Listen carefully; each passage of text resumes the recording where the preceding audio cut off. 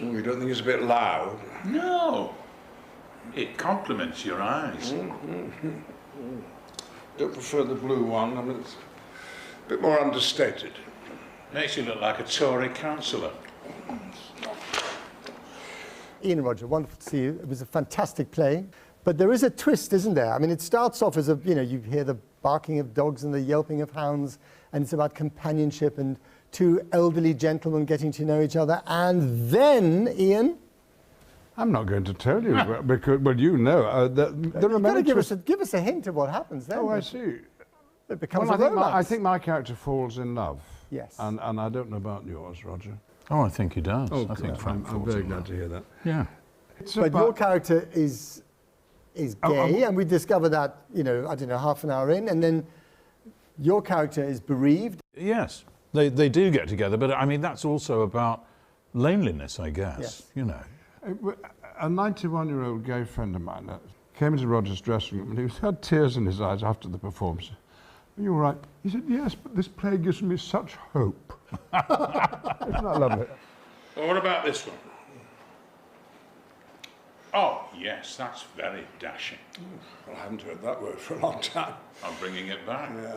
Can you imagine having put on this play, acted in this play 20 years ago, No. 30 years ago? 10 years ago. 10 years ago. But when the two of us get nicely intimate in this, sometimes there are whoops of joy. Yes. Not from a exclusively gay audience by any manner means, but just theatre goers who are happy to see affection openly expressed. And it just seems to me that the nation, at least as far as theatre goers are concerned, have turned a corner and are racing ahead to the future in a way that we couldn't have imagined. So on one level, society's moved on. We can have a play like this in London in 2023. You get, a standing ovation from the audience. On the other hand, you've got the Home Secretary today, Suella Braverman, giving a speech in Washington where she says, just because you're gay or a woman doesn't mean you're automatically received as a refugee in this country. Well, that's a very, very broad statement, and it sounds to me as if it's laced with a good dollop of prejudice and hoping that she's going to get a few votes because of it. There are many countries, aren't there, like certain people in China and Russia who said and Iraq, there are no gay people in our country. Yeah. Well, when you've got that sort of stupid attitude, then that can lead to great cruelty. And if someone's escaping from that, then they ought to be welcome to this country where we don't have the same attitudes. Will I be going upstairs?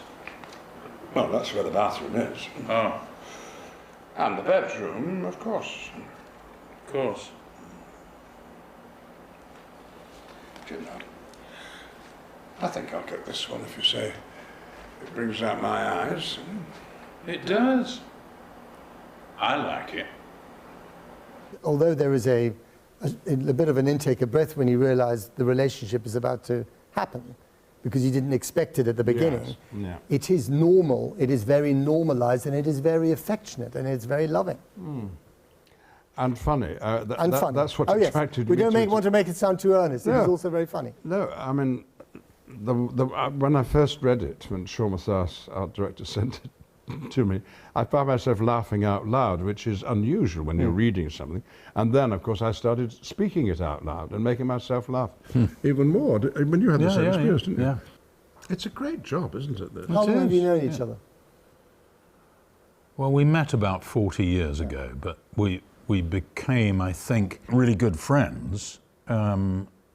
Later on, we did a panto, which is nearly 20 years ago, and shared a dressing That's got to room. make a friendship, hasn't it? A good panto. Yes, and sharing a dressing room. Ah, He right. was playing okay. the villain and I was playing the dame. Yes. He had more of the dressing room than me. It still rankles, doesn't it? Doesn't rankle. Doesn't really. It's just worth Did saying. you measure it out? Did you measure it out? Roger and Ian, Frank and Percy, thanks very much. Thank you.